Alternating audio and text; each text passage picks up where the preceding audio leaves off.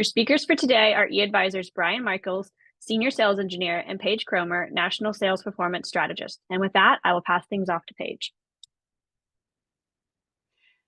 Hi, everyone. Nobody likes to wait, and nobody likes to be rushed. Are these ideas in conflict on your service line? Well, we don't think so. Remember this overriding thought as we have this discussion. If a customer feels their time is valued and is being well spent, how long the write-up takes is not that important. The opposite is also true. If they're being treated like cattle, well, they can't get out of there fast enough. We only have 10 minutes, so let's talk about it. Hi everyone. Paige and I were speaking with a service manager some years ago, and he was describing to us what he thought was the perfect service lane process. He described his vision as this: a customer makes their appointment online, they pull into the service lane on the day of the appointment, the VIN is scanned from overhead via a barcode as they pull in. A big screen hanging from the ceiling greets them. Welcome, Mrs. Jones.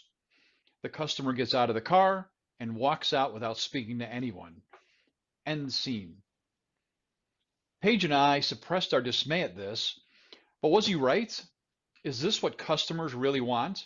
Is this what dealers really want? I mean, the technology to scan vehicles' VIN plates from overhead as they pull in exists today. With big screens, these exist too. Online appointments exist. What is wrong with this idea, this futuristic vision? Plenty is wrong with that. The biggest thing missing is the human component. Where's the interaction and where's the engagement? Where is the confirmation that the service requests were fully understood? These things are required for high quality customer experience. I hear some of you, but Paige, everything's done online now. This proves you don't need human interaction. Au contraire. Well, the people on the front lines of retail business operations understand that providing goods is one thing and providing service is another. These are two very different things. You can buy a piece of merchandise online. It's pretty straightforward. There's the item, there's the description, the dimensions, the customer reviews, okay? Buy it or don't buy it. Return it if you don't like it. But let's say you're looking for a service that requires a trade skill. Are you going to buy that online? I don't think so. You're going to want to speak to someone, describe what you want, ask some questions, and confirm they understand what you want. See what I mean? I do. But even so, after meeting with that service manager, I started thinking, could he be right? Could it be that my paradigm is interfering with my ability to see the advantages that he sees? So I decided to do some informal polling. I proposed two basic scenarios to friends and family at gatherings. I asked them in one-on-one conversations which they would prefer: the drive in and walk out with no discussion and no contact with a person kind of thing, or the more traditional drive in and meet with a service advisor kind of thing. The answer is everyone wanted to speak to the service advisor. The results were overwhelming, really. That should not be surprising to any of us. Just think about how many times you've wanted to speak to someone about a problem you're having with a product or software or even something you're thinking of buying. It can be so frustrating. You chat or call, you're on hold forever. Nobody knows what to do. You're getting handed off from one faceless, nameless person to another. Oh. Now, just think of the opportunity you have in your service lane. It's kind of unique. The people I polled wanted to make sure that someone not only heard them, but, and this is the important part, that someone understood them and confirmed that understanding. This would simply require active listening skills, acknowledgement, and confirmation that they were understood. But, Paige, take it from here. Big but. Many of them also said they're not getting those things from their service advisors either. So we have something of an answer. Customers want to have a personal interaction with their service advisor about their car and their service requests, but they're not getting that. So into this vacuum, technology jumps in to save the day. Hooray! Right? Well, not exactly. Instead of giving customers the personal interaction and attention they want, we have an entire industry responding to this deficit in the customer experience by treating the symptoms instead of the root cause. We now have tools that get the write-up done faster with less interaction. We've created BDCs to prevent customers from getting to the service advisors they'd like to speak to. Appointments are made online. Well, okay, I have to admit that's a good one. We now use tablets at the car to rush through the write-up like the customer's returning a rental car at the airport. Now, take a step back and look at it for a second. Dealerships are at the top of the automotive food chain. Dealerships are fine dining establishments, with carryout, of course, quick lube.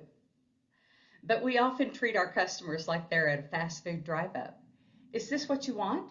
I mean, some dealers actually install giant kiosks in their lane for customers to write themselves up, like it's a McDonald's or something. How did that work out? Well, it didn't. And Paige brings us another McDonald's reference. I love it. Now imagine what your vehicle sales volume would be like if you retained 90% of your customers for life, or 80%, or even 70%. We discussed this in episode 2 if you want to check it out. But imagine this, every customer coming in for service is getting a friendly, personal interaction in which their time is valued and respected. They're being listened to and acknowledged, and the advisor's understanding of their service request is confirmed. Imagine your service advisors fulfilling their responsibilities as a representative of their OEM brand by informing the customers of what their maintenance requirements are every time. So we have to ask, what's the rush? Slow down, do it right. In the history of the world, has that ever been a bad principle? In the movie Cars, great movie for all ages, by the way, I highly recommend it, Doc tells Lightning McQueen that you have to turn right to go left. On your service lane, you may need to slow down to go faster.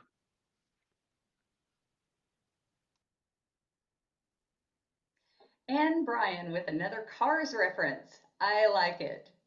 So, why do you allow anything less on your service lane when life could be so much better for everyone? You can continue to treat the symptoms, or you could choose a better way. eAdvisor is technology that does not treat the symptoms of this deficiency in the customer experience. It treats the root cause, lack of customer engagement, and it provides a roadmap to stay on track to touch all of the important points. When you have eAdvisor, the advisor is allowed to spend their time interacting with the customer instead of having their head down buried in a tablet or a PC, finding data, recording data, complying with requirements, and rushing through that write-up. You could make it so much easier for them to do a better job. With eAdvisor, you simply plug in the tool, have a conversation, engage, walk around the vehicle, and listen to your customers' reasons for being there, their primary concerns and requests for the day. You can bet your customers will appreciate that service experience. You can bet your advisors will appreciate their organization for enabling them to provide it. If you're currently an eAdvisor customer, we really appreciate you. Please tell your dealership friends about us. If you've not yet experienced eAdvisor, contact us today and schedule a demo. You'll be so glad you did.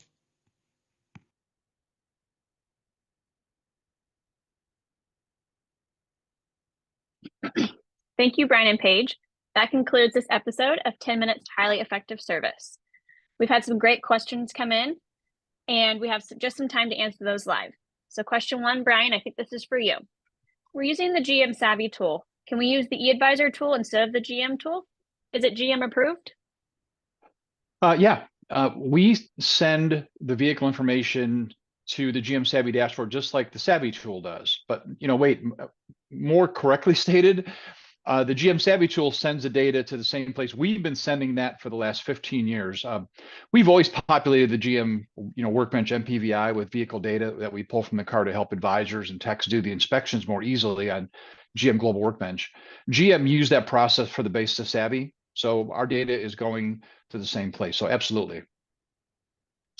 Thank you.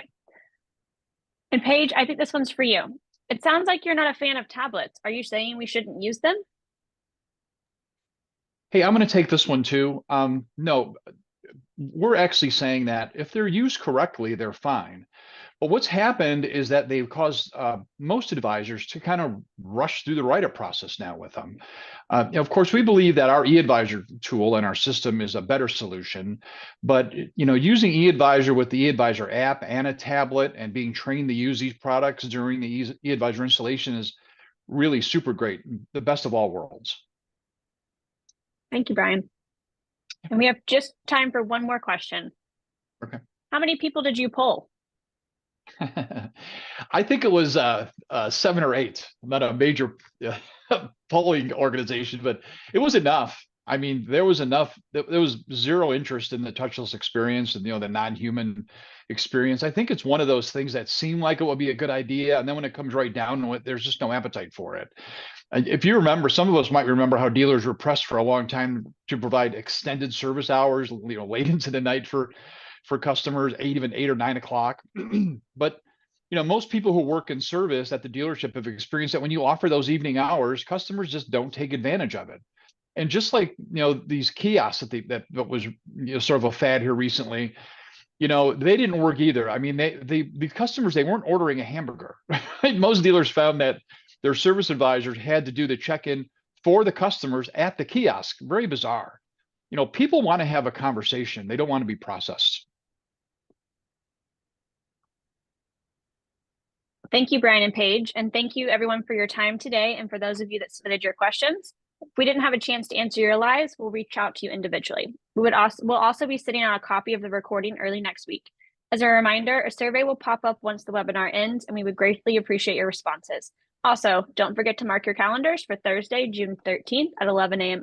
Eastern for episode 7. More details and a pre-registration link will be included in an email immediately following this webinar. Thank you, everyone.